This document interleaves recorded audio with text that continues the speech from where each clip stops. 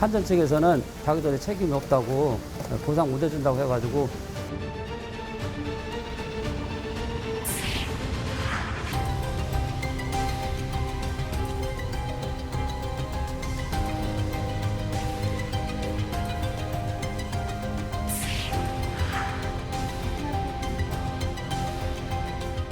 (5030) 전환되면서 운행 시간 자체가 더 길어지다 보니 쉬는 시간은 당연히 줄어들었죠.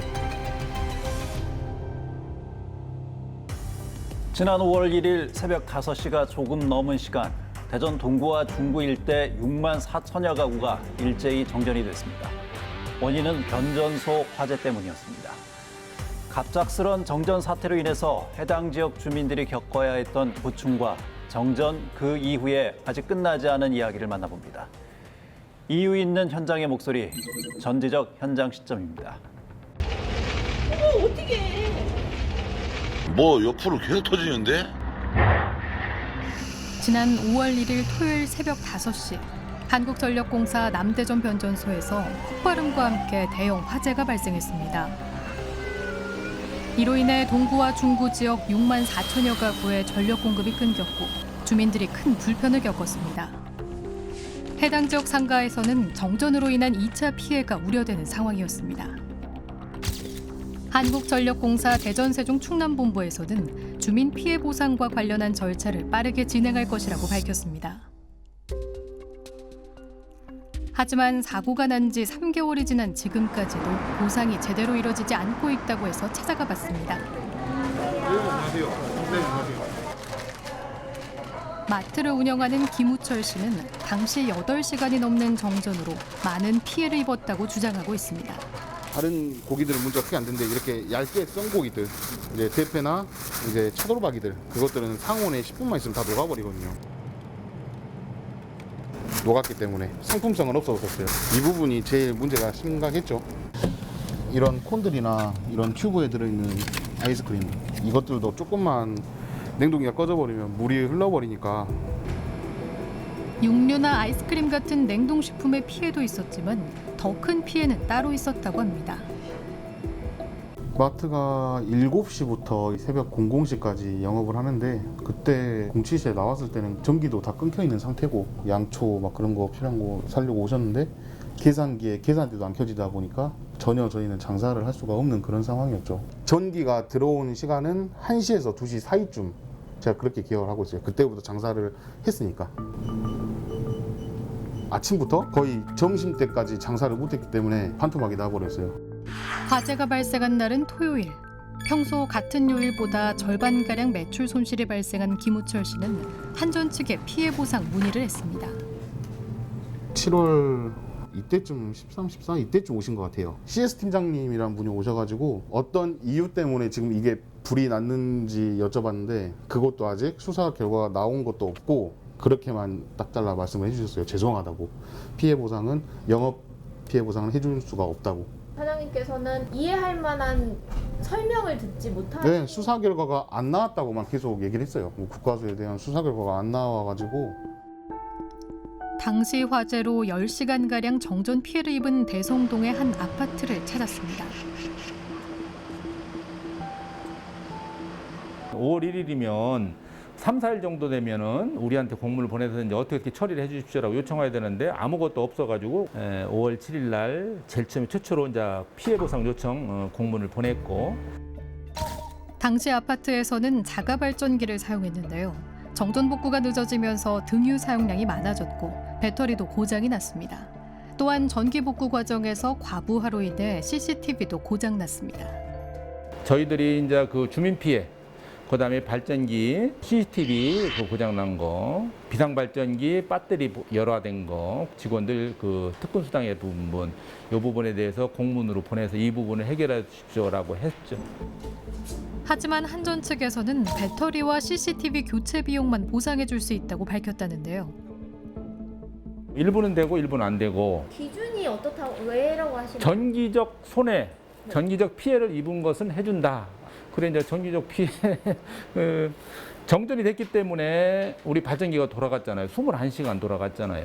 그래 여기에 대한 기름값을 돌라고 하는 건데 기름값도 정기적 피해가 아니다라고 해서 주지 못했다고 여기 일단 구두를 일단 받았어요. 사고 당시 중국집을 운영했던 이용렬 씨. 당시 10시간가량 정전으로 고기가 일부 상하고 점심 장사는 아예 할 수 없었다고 합니다. 많이 있었죠. 여기뿐만이 아니라 뭐 저기 주방 안에도 냉장고에 고기가 있었고. 일단 증거를 가지고 있어야지. 안에 뭐가 있었고 이거 버리게 되면 못 쓰는데 고깃값만 해도 저게 지금 몇백인데. 상태가 안 좋은 거는 좀 폐기도 하고 그럼요. 상태 안 좋아진 것들은 폐기를 했죠. 이용렬 씨 역시 한전 측에 피해 사실을 알렸지만 보상 불가 판정을 받았다고 합니다. 그럼 영업보상 부분은 어떻게 되는 겁니까? 그러니까 영업보상에 대한 보상 계획은 없다라고 얘기를 하더라고요. 왜 어떠한 사유로 어떠한 근거로 받을 수 없는지에 대한 설명은 없이 그냥 안 된다 하면은 네 알겠습니다 해야 되는 건지. 정전으로 인한 피해를 호소하는 주민들의 얘기를 들어보면 공통적으로 정확한 설명을 듣지 못했다. 그리고 보상과 관련한 기준이 다소 모호하다. 이런 주장인 것 같습니다. 네, 그렇습니다. 이날 화재로 변전소 내의 변압기를 포함해서 인근의 지중설비 19개가 전소됐습니다. 또 주변 상가와 주차된 차량에 불이 번지기도 했는데요. 이에 해당하는 주민들은 한전 측으로부터 화재로 인한 물적 피해는 보상을 받았다고 합니다. 하지만 이 화재가 아닌 정전으로 인한 피해에 대해서는 명확한 설명 없이 지금까지 보상이 미뤄지고 있다는 입장입니다. 예. 상식적인 선에서 들여다봐도 이 경우는 천재지변도 아니었고 또 안전상의 이유로 부득이하게 정전을 해야 했던 상황도 아니었던 거잖아요. 그렇기 때문에 저 역시 주민들이 제기하는 이런 의문들에 충분히 공감이 가고요. 한전의 보상 기준이 어떤 건지 궁금해지네요. 이번 정전 사태에 대한 한전의 입장은 무엇인지, 그리고 또 한전이 제시하는 보상 기준은 어떤 것인지 좀 더 자세히 들여다보도록 하겠습니다. 지난 7월 한전에서는 보상이 순조롭게 이루어지고 있으며 7월 말까지 74%가량 보상을 진행하겠다고 밝혔습니다.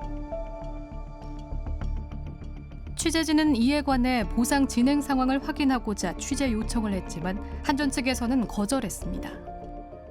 인터뷰를 할 필요성 이런 좀 의문인데. 한전의 입장을 들어봐야 되잖아요. 저희 마음대로 보도를 할 수 없어서. 이제 그 미비한 부분은 이제 수원 사정이 좀 늦어지거나 고객 측 증빙 자료가 조금 아직 저희 쪽에 안 들어와서 대출 안 해주셔가지고 좀 늦은 부분이 있을 거예요. 이후 수차례 연락이 닿았지만 한전 측은 보상을 열심히 하고 있다는 말만 반복했습니다. 저희 입장에서는 이제 최대한 다 해드리고 있고 최대한 빨리 해드리고 있거든요. 그런 상황들을 혹시 데이터화하신 게 있으시면 저희한테 자료 주실 수 있나요? 데이터화하는 게 따로 없죠. 적어도 저희가 찾아뵙고 CS 활동은 하고 있는 중이고요. 보상을 접수 신청하신 분들에 한해서는 찾아뵙고 말씀도 드렸고요. 보상을 신청하면 일일이 찾아가 안내를 하고 있다고 했지만 사실과 달랐습니다. 송어 양식장과 식당을 운영하는 양진석 씨는 당시 정전으로 수백 마리의 물고기들이 폐사돼 한전 측에 보상 신청을 했습니다. 지금 여기 수차가 산소 공급해 주는 거거든요. 근데 수차가 전전이 되니까 이게 다 올스톱이 된 거예요. 산소 공급이 안 되면은 다 폐사를 시켜야 돼요. 그러니까 얼마나 애간장이 타겠어요, 이거를. 손은 떨리고 막. 근데 그날 진짜 힘들었어요. 이것도 막 계속 폰 날려내라고. 이게 살려달라고 이게 예언하는 애들이에요. 깜빡깜빡하는 애들이. 애지중지 키운 송어들이 속절없이 눈앞에서 죽어갔습니다. 죽은 거 건져놓은 거 보니까 한 300~400kg는 되는 것 같더라고요. 저희가 한전 측에다 문의를 했죠. 이렇게 고기가 정전돼가지고 피해를 보상 요구를 했더니 한전 측에서는 자기들의 책임이 없다고 보상 못 해준다고 해가지고 저희들이 어떻게 할 방법이 없잖아요. 와보지도 안 하고 그냥 전화상으로만 보상 요구를 했더니 안 된다고 해서 그냥 저희가 감사하고 말았지요. 한전 측에서는 약관상의 조항을 이유로 보상 불가를 통보했다고 하는데요. 한전의 기본 공급 약관을 살펴보면 전기 공급이 중지될 경우 경제적 손실이 발생될 우려가 있는 고객은 비상용 자가 발전기와 같은 자체 보호 장치를 시설해야 한다고 주의를 주고 있습니다.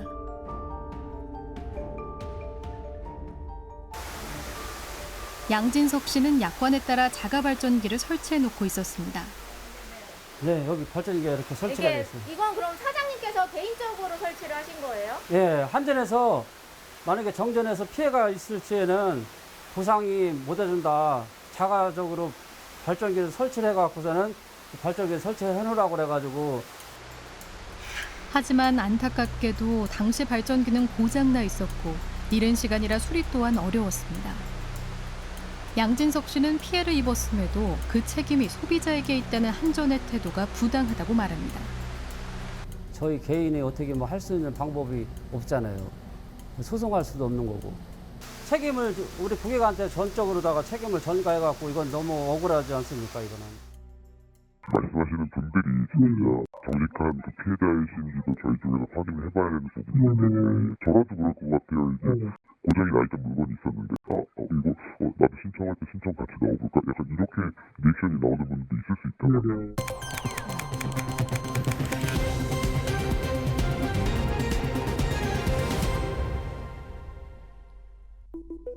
한전의 약관 규정에 의문을 제기하는 소비자가 또 있습니다. 이곳은 동구 외곽 지역으로 당시 무려 20시간가량 정전이 됐다고 하는데요. 전기를 이용해 물까지 퍼올려 쓰기 때문에 피해가 이만저만이 아니었다고 합니다. 물을 전기로 이용해서 모터로 뿜어 올려서 이 전체에 다 사용을 하고 있기 때문에 전기가 안 들어오게 되면 씻지도 못하고 밥도 못 해먹고 그다음 화장실 사용도 불가능하기 때문에 전체가 다 올 수도 없고. 말도 못했어요. 좀 무섭기도 하고 물 같은 거 먹는 것도 그렇고 참 힘들었어요. 어려웠어요. 오훈 씨는 사고가 발생한 직후부터 한전에 여러 차례 피해 보상 문의를 했지만 기다려달라는 말만 되풀이했다고 합니다. 6월 달쯤에 다시 한번 전화를 했어요. 나름대로 한전에서 죄송하다는 얘기만 계속하고 담당자들이 대책들을 수립하고 있을 거니까 연락이 갈 거다. 그래서 기다렸죠. 또 연락이 안 와서 7월 달쯤에 제가 다시 한번 연락을 했어요. 그랬더니 그 100원이 안 된다는 얘기를 일단은 들었고요. 그런 금액이 어느 정도 나오나요? 금액이 너무 미비해가지고 100원 미만일 것 같아서. 하여튼 알겠습니다. 고맙습니다. 그러면 피해 관련된 규정, 피해 보상에 관련된 규정이나 단전됐을 때 어떤 전기료 감면에 관련된 규정이 있으면 좀 가져오셔라. 한전에서 갖고 온 전기 공급 약관입니다. 실제로 약관상의 전기 공급을 중지한 경우 기본 요금을 감액해준다는 규정이 있었는데요. 약관의 기준에 따라 감면액이 어느 정도인지 계산해봤습니다. 9월달 전기요금이 5만 원이 좀 넘으니까 기본료가 1,600원입니다. 그리고 0.2% 곱하기 20시간을 하면 64원이 나옵니다. 한 달에 200에서 400kW를 쓰는 오훈 씨 가정의 기본 요금은 1,600원. 여기에 0.2%를 곱하고 정전이 됐던 시간인 20시간을 곱했더니 64원이 나온 겁니다. 한전의 담당자조차도 민망한 액수다. 그래서 자기들 액수들조차도 말해드리기가 어렵다라고 얘기할 정도로 민망한 액수가 그에 따른 어떤 조치라고 얘기를 하더라고요. 터무니없는 금액이 나와도 따를 수밖에 없는 것은 한전과 소비자 간에 계약된 기본 공급 약관 때문입니다. 하지만 대다수의 소비자들은 이 중요한 약관의 존재조차 잘 알고 있지 못합니다. 소비자들이 약관의 존재를 잘 알지 못하는 데는 그럴 만한 이유가 있습니다.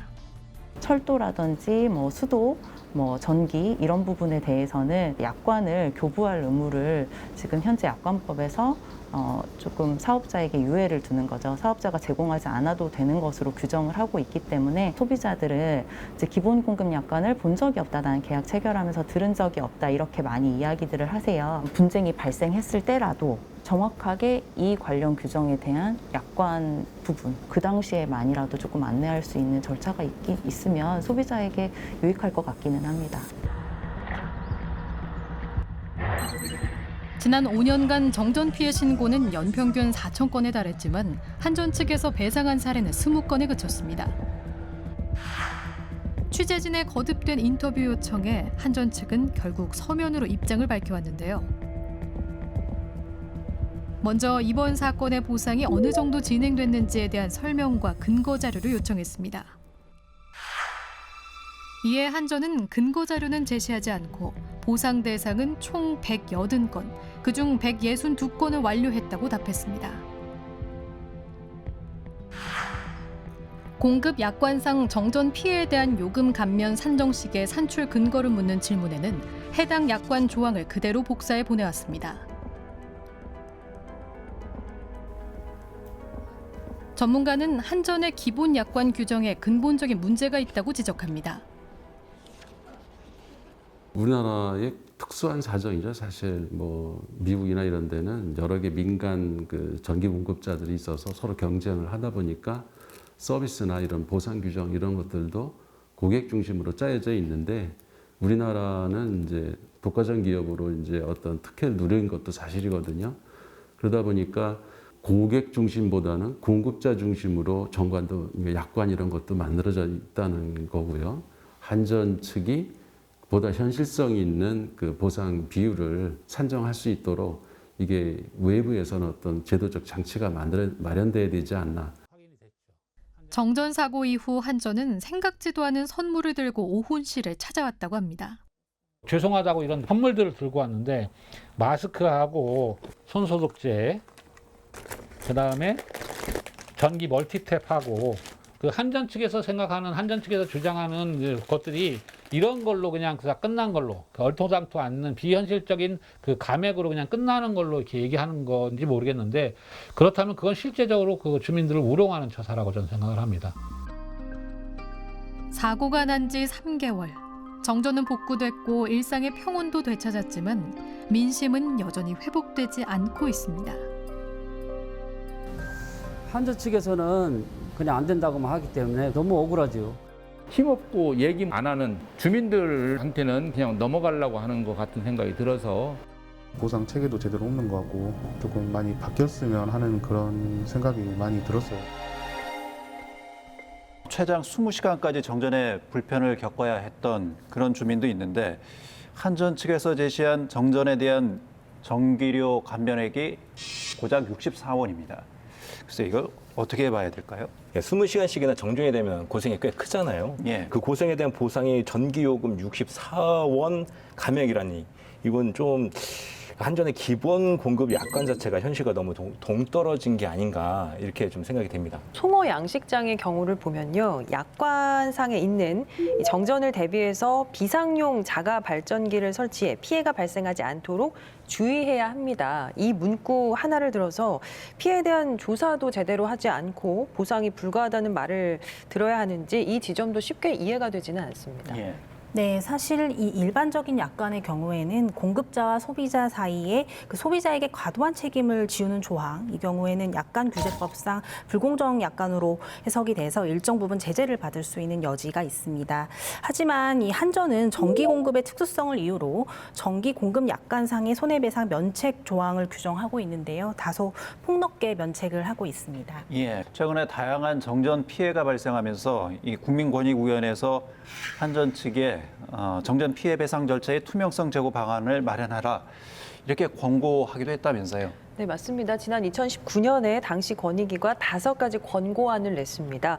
소비자의 불이익 가능성에 대한 고지 강화, 정전 사고 발생 이후 소비자에 대한 사후 통치 강화, 배상심의위원회의 외부 위원 참여, 정전 피해에 대한 합리적인 배상 기준 마련, 합의 배상 관련 자료와 손해배상 판례 등을 공개할 것, 이렇게 5가지인데요. 현재 이 중에서 3가지만 이행하고 있는 걸로 나타났습니다. 네, 제가 이 한전 측의 서면 답변을 좀 살펴봤는데요. 이 배상심의위원회 외부위원 참여의 경우에는 시행하고 있다고는 하지만 상당히 좀 제한적이었습니다. 네. 재산 피해 금액이 2천만 원 이상인 경우에 한해서 외부위원을 포함하고 있습니다. 그런 피해 금액이 2천만 원 미만인 경우에는 정전 피해 보상에 대해서 한전 내부 직원으로만 구성된 위원회에서 결정된다는 거잖아요. 금액도 금액이지만 과연 절차상의 투명성은 담보할 수 있는지 여전히 의문이 남는 상황입니다. 항상 고객의 편에서 생각하고 행동한다는 한전의 전력 서비스 헌장이 그저 말뿐이 아니길 바랍니다. 대전 세종 충남 지역민들의 제보로 만들어지는 시사인 대세남, 전화와 이메일을 통해서 여러분의 제보를 기다리고 있습니다.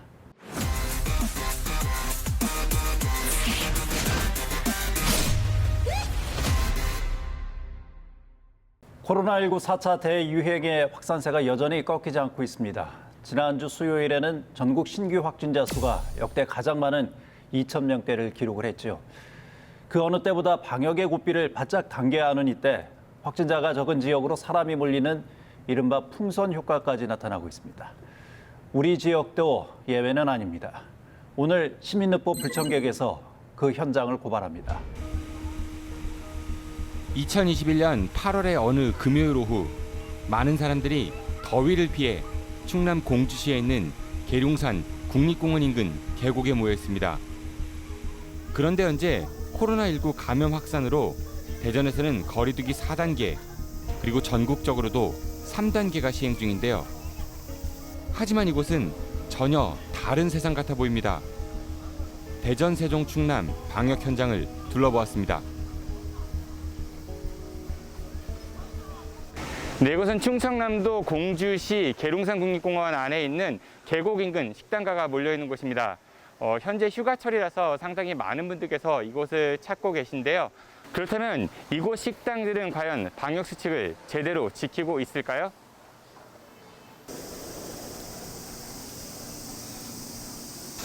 안녕하세요. 혹시 여기 발열 체크하는 데가 있나요? 식당 들어갈 때? 열 체크. 혹시 발열 체크하는 데가 여기 있나요? 몰라, 나는 그게 뭔 소리야. 열 재는 거. 여기 있지. 아, 이 안에 있었네요? 손님들 안 재나 봐요? 들어가시는 분들? 아, 종사자들만 드시고 손님만 드시고? 이게 명부예요? 혹시 잠깐 볼 수 있을까요? 네. 이게 오늘 거예요? 이거 7월 22일이고 오늘 거 혹시 없나요? 아니요, 있어. 찾아봐야 되는 온도인데. 열 체크는 온도계 여기 있네요? 네, 이렇게. 그러니까 손님들은 발열 체크 안 하시나 봐요? 여기서 이제 우리 아이가 지금 두 분 나가서 그러지. 마스크 없으면 마스크 달라고 마스크 줄 거예요.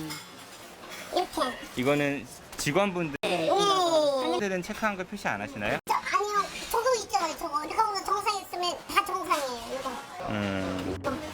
현재 공주시에선 거리두기 3단계가 시행되고 있는데 이 경우 식당 같은 다중이용시설에선 테이블당 1m 거리를 유지하거나 테이블 사이에 칸막이를 설치해야 하고 방문객들의 출입 명부 작성과 발열 체크도 이루어져야 합니다. 또 사적 모임은 4명까지만 허용되는데요. 하지만 이곳의 상황, 방역 수칙이 잘 지켜지고 있다고 보기 어려워 보입니다. 그런데 이 많은 사람들 과연 어디서 왔을까요? 아무래도 그 촬영을 좀 하려면은 계곡 안에 들어가야 될 것 같은데요. 신발이 그래서 신발을 벗고 들어가 보도록 하겠습니다.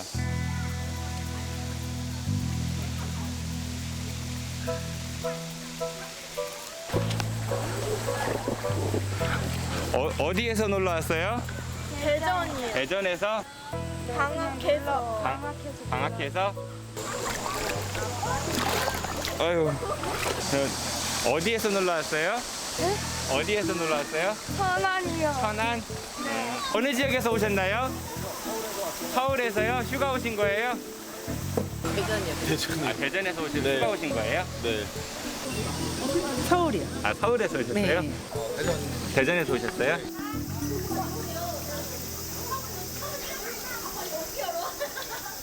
네, 이곳은 비록 야외이긴 하지만은 보셨다시피 상당 부분 거리두기가 제대로 지켜지고 있지 않습니다. 그래서 코로나19 감염 확산세의 위험 더욱 클 수밖에 없어 보입니다. 그런데 이 계곡은 국립공원 일대이기 때문에 이렇게 업소들이 계곡을 이용해서 장사하는 건 문제가 있어 보이는데요. 앞에 가게에서 설치한 거죠? 이쪽 가게에서 이 돗자리는? 저쪽 돗자리는 저쪽 가게에서? 턱 넘어가면 다른 거죠.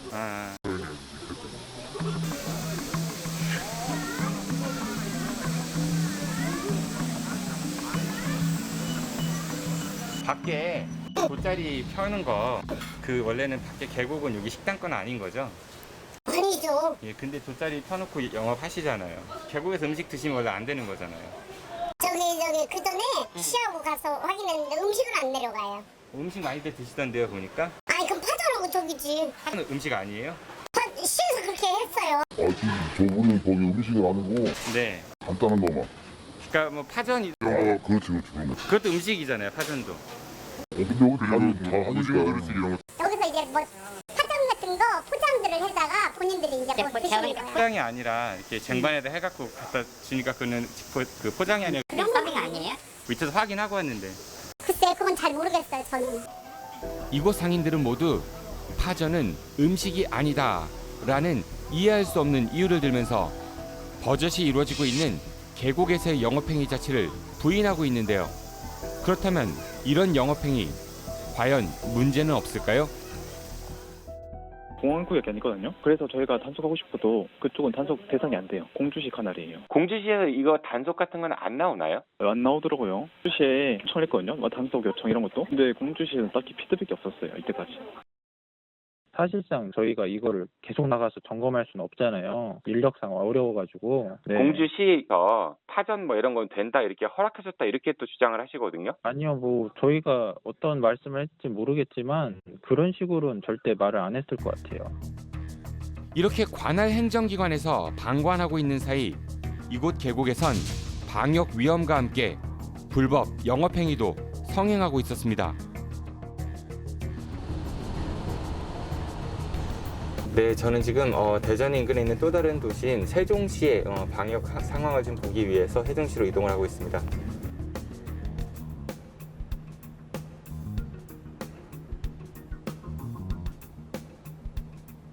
네, 여기는 대전과 인접한 세종의 한 도심 번화가입니다.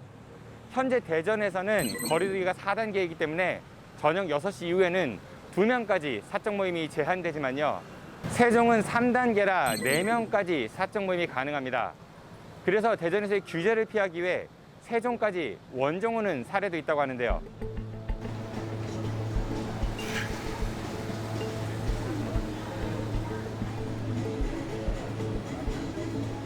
세종에서 대전 나가는 콜이 좀 그래도 많다 이런 얘기가 있더라고요. 늘어난 경향은 있죠. 이렇게 많은 사람들이 세종에 모였다가 대전으로 되돌아오게 되면 대전에서의 거리두기 4단계, 그만큼 그 실효성이 떨어질 수밖에 없어 보입니다. 네, 이제 시간이 밤 10시를 향해 가는데요. 대전시에서는 시민들의 그 야간 이동을 좀 제한하고자 지하철과 시내버스 같은 대중교통수단의 그 이동률을 50% 감축하기로 했죠. 대전의 지하철 상황은 어떤지 한번 가보도록 하겠습니다. 여기는 대전에서 또 비교적 이동량이 많은 중앙로역인데요. 지금 한번 제가 지하철을 타보도록 하겠습니다.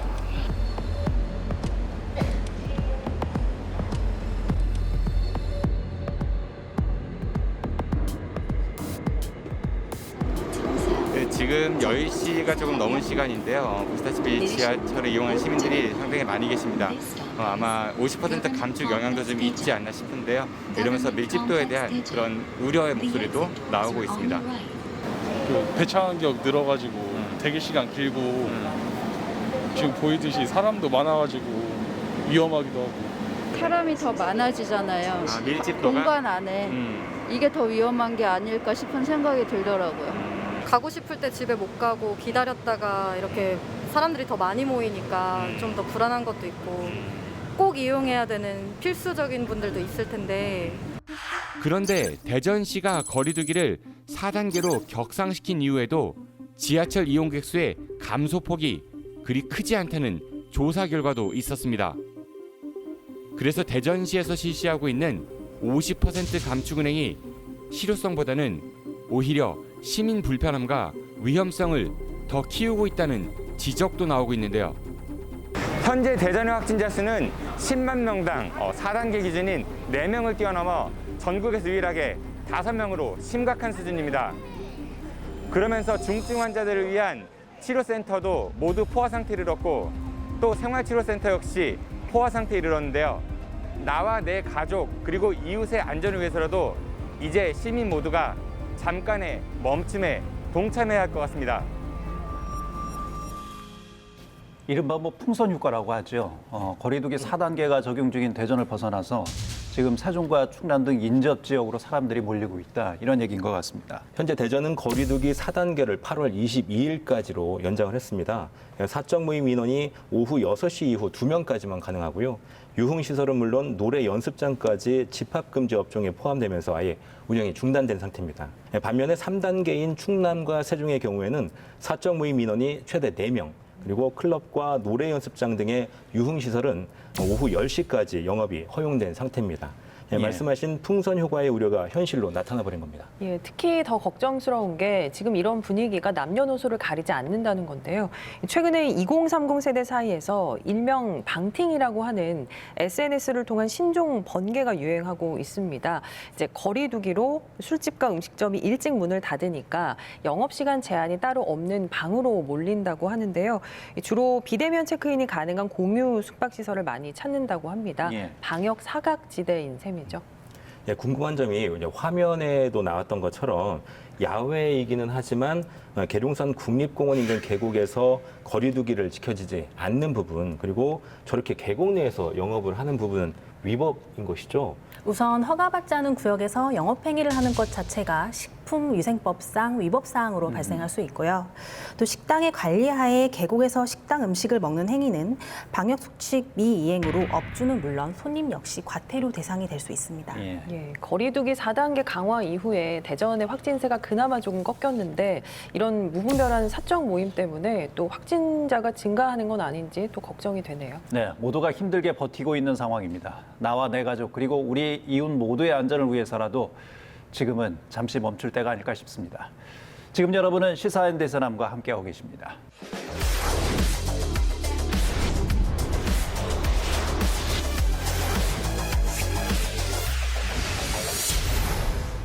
도심 도로에서 차량의 통행 속도를 제한하는 안전속도 5030이 시행된 지 넉 달이 지났습니다. 제도 시행 취지 그대로 보행 중 사망자는 물론 교통사고 사망자도 줄었습니다. 하지만 이런 긍정적인 효과 이면에 5030제로 인한 고충을 호소하는 사람들이 있습니다. 바로 버스 운수 종사자들인데요. 오늘 이럴 수 이슈에서 그 이야기를 들어봅니다. 안녕하십니까. 저는 대전지역버스 노동조합 김성진 부장입니다. 저희는 시민에 발휘되는 대중교통을 운행하면서 시민의 편안한 이동을 위해 최선을 다하고 있습니다. 최근 5030 안전속도가 시행되면서 대책이 없이 업무 강도가 심해지고 있습니다. 저희는 어떻게 해야 될까요?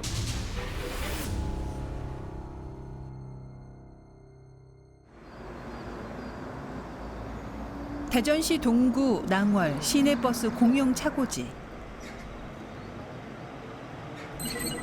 오전 7시 대전 514번 버스가 새벽 첫 운행을 마치고 돌아왔습니다. 안녕하세요. 예, 고생하셨습니다.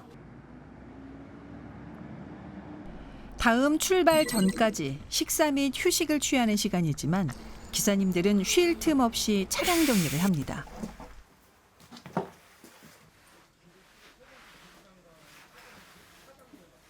저희가 25분 차니까 청소 해놓고 하면 한 15분 정도 남겠네요. 이 시간에 뭐 그렇게 식사하고 좋은데 시간적으로 여기가 안 나오니까 저희가 미리미리 하는 거죠. 운행 후 차량의 청결 유지와 바닥 청소도 기사님들의 몫이기에 휴식 시간은 더욱 빠듯해집니다.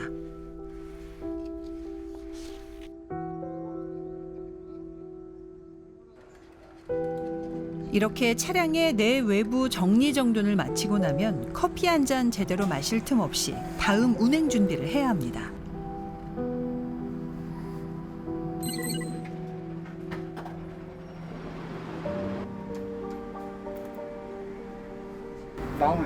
마음을 비우자. 완전 이렇게 욕심내고 하면은 그 사고나 승객들한테 약간 이렇게 불편한 소리 있더라고요. 그래서 항상 마음을 비우고 부정보다 긍정이 낫다는 생각을 갖고 있거든요. 두 번째 운행 시작. 지옥 같은 출근 시간입니다. 대전 514번 버스는 낭월동에서 만년동까지 편도 구간 84분을 운행합니다.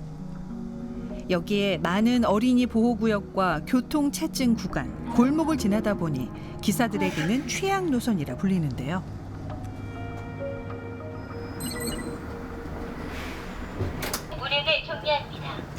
도착 시간을 훌쩍 넘긴 탓에 쉴 틈 없이 바로 출발해야 합니다. 휴게실 자체가 없어요. 종점지에는 신없어요. 그 차 세워놓고 저희가 이제 우리가 그 급한 것은 생리현상이거든요. 내려가지고 저 길 건너서 저쪽에 신호 있었잖아요. 우회전하는데 맞은편에 보면 화장실 있는 데 갔다가 이제 오고 있죠. 몇 시에 다시 운행하셔야 돼요? 출발 시간 넘었죠. 예전과 5030이 왜 자꾸 다르냐고 저희가 주장을 하는 이유는 운전을 하시면서 근로의 강도가 좌우회전이라든가 속도 제한이라든가 이런 것들이 운전자한테 피로도로 누적이 되는데 그런 것들이 점점 가중이 더 되는 거죠. 학교라든가 이런 카메라라든가 이런 것들이 많아지면서 지켜야 되는 상황이고 지키면 시간이 부족한 상황이고 하다 보니까 이제 힘들게 운행을 계속 하시는 상황인 거죠. 여객 자동차법 시행 규칙에 따르면 운수 종사자의 휴게 시간은 1회 운행 종료 후 10분 이상. 대전시의 경우 노조와의 교섭에 따라 20분에서 30분가량의 휴게 시간을 보장해야 합니다. 원래도 그 장거리 취약 노선에 취해 있다가 5030 전환되면서 그 운행 시간 자체가 더 길어지다 보니 운행률 자체가 너무 많이 증가됐거든요. 쉬는 시간은 당연히 줄어들었죠. 운행률 자체가 높아지다 보니까 대전시에 구두로 많은 요구를 해드렸는데 대전시는 문제가 없다. 우리 시의 운행 휴게 시간은 운전자의 휴게 시간은 30분에서 50분으로 나름대로 법과 노사정이 단체 협약한 시간을 준수는 하고 있습니다. 실제 운행 시간의 운행률은 80에서 95%로 타 도시와 유사한 수준으로 나타나고 있지만 전체적으로 볼 때 5030으로 인한 운전자의 어떤 애로사항은 크지 않다라고 현재까지는 보여지고 있습니다. 하지만 버스 운수 종사자들은 대전시가 현장의 상황을 제대로 모른다고 호소합니다.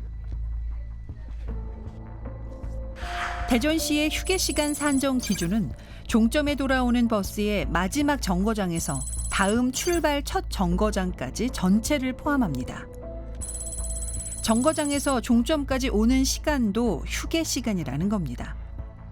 게다가 출퇴근 시간과 새벽, 낮 시간 운행의 평균값으로 휴게 시간을 산정하다 보니 운수 종사자의 실질 휴게 시간과는 차이가 있습니다. 기종점지 출발 시간들이 있고 그 출발 시간을 포인트에다 맞춰야 되는데 출발 시간과 마지막 승강장 들어왔던 시간을 뺀 시간이 휴게 시간입니다. 그 시간이 30분이 나왔기 때문에 너희는 정상적으로 휴게를 하고 있어 이렇게 얘기하고 있지만 마지막 승강장과 기점지까지 그 경유해 가지고 차를 끌고 들어와서 주차를 하고 아니면 뭐 식사 시간이라고 하면 식사를 하시러 식당까지 가고 그리고 보셨다시피 청소라든가 이런 것들을 하게 되면 그 시간들이 계속 잘리게 되는 거죠. 결국 지난 5월 말 안타까운 일이 벌어지고 말았습니다. 대전 514번의 버스 운수 종사자가 운행 중 심장마비로 사망한 겁니다. 저희가 5월 30일 날 그 514번님이 운행 도중에 쓰러지셨어요. 6월에 이제 그 운명을 달리하셨거든요. 병명 자체가 좀 스트레스와 그 과로로 인해서 올 수 있는 병이다라는. 그동안 대전 지역 버스 노조는 안전속도 5030 이후에 생길 운수 종사자의 업무 부담 개선책을 대전시에 요구해 왔습니다. 5030이 시작되기 전에 분명히 차의 흐름 자체가 느려질 것이 불보듯 뻔하니 운행률 조정을 통해서 운행을 해보고 그 시민들을 위해서 너무 그 운행 시간 자체가 너무 늘어진다라고 하면 그때는 또 조정을 통해서 가자라고 그렇게 구두로 말씀을 드렸는데도 실질적으로 받아들여 주시지가 않았어요. 운행률이란 버스가 정해진 노선과 시간에 운전하며 다니는 비율을 말합니다. 대전시가 정한 적정 운행률은 85에서 90%로 현재 이에 맞춰 운행되고 있습니다. 버스 노조는 장거리 노선과 취약 노선의 운행률만이라도 시급하게 줄여달라고 호소하는데요. 여기서 장거리 노선은 왕복 거리 50km 이상 170여 분을 운행하는 노선.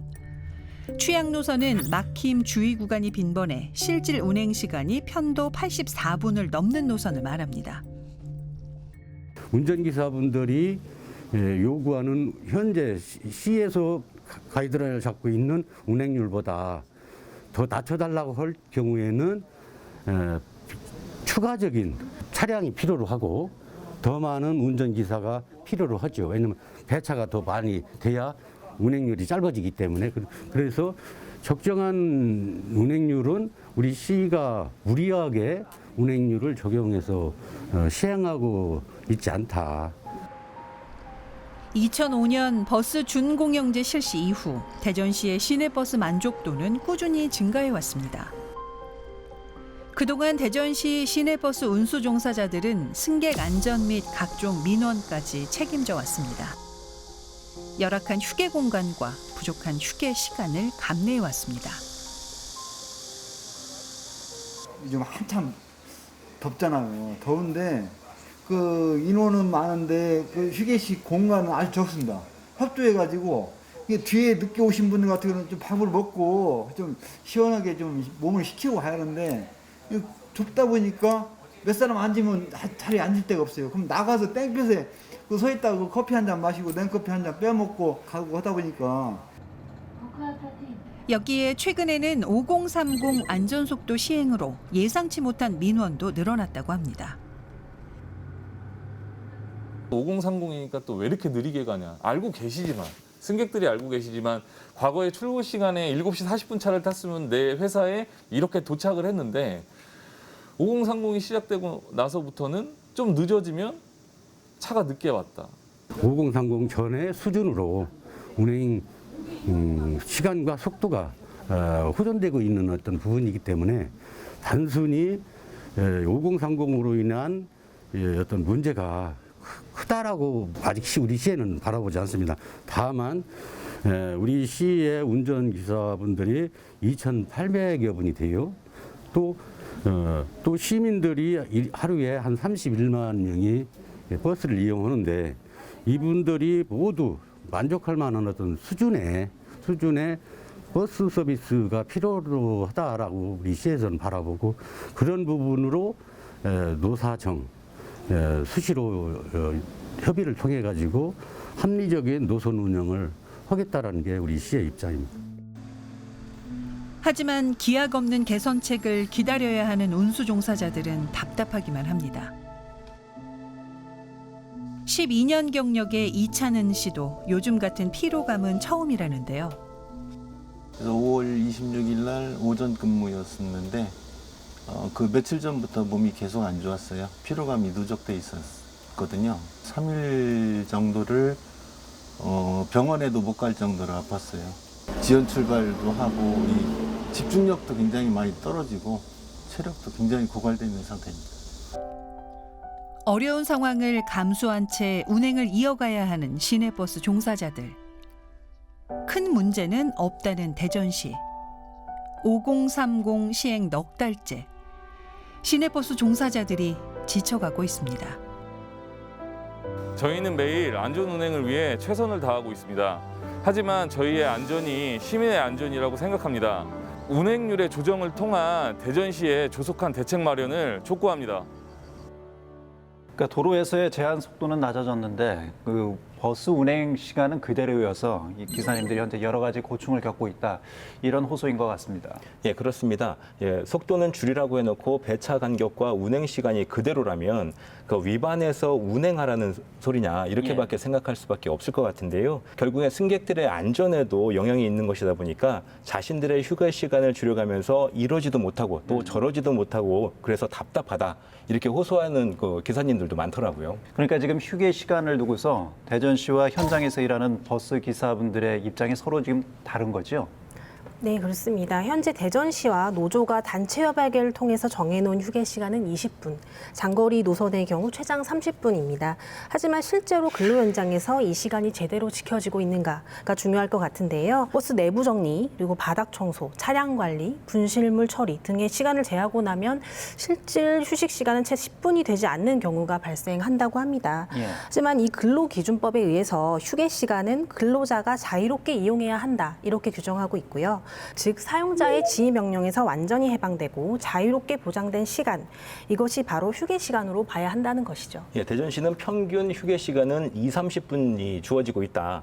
그러니까 출퇴근 시간에는 쉴 시간이 좀 없지만 점심이나 새벽 운행 이후에 휴게 시간이 많아지니까 평균적으로는 보장된다는 이런 입장인 것이잖아요. 예. 하지만 새벽부터 출근을 해서 8~90분을 운행을 한 뒤에 식사도 못하고 마음 놓고 화장실도 갈 수 없는 버스 기사들에게 그런 평균값이 과연 중요할지는 좀 의문이 들고요.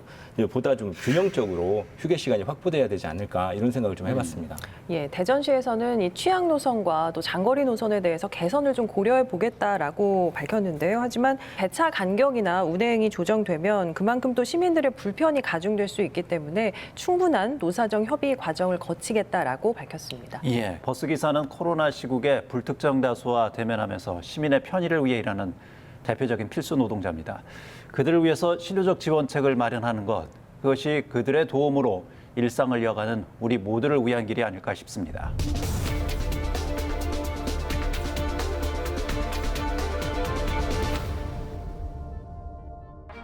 한국전쟁 당시 수많은 민간인들이 희생된 대전 산내 굴령골. 지난 6월부터 폭염 속에서도 꾸준히 유해 발굴이 진행되고 있습니다. 현재까지 수습된 약 700구의 유해와 함께 충격적인 진실이 드러나고 있습니다. 유난히 작은 뼈들, 어린아이의 덜 자란 어금니, 여성과 어린이까지 굴령골에서 희생됐다는 흔적이죠. 묻혀진 진실이 그곳에 있습니다. 지연된 정의를 이제라도 바로 세우기 위해서 우리 모두 더욱 뜨거운 여름을 보내야 할 것 같습니다. 시사인 대사남 다음 주에 뵙겠습니다.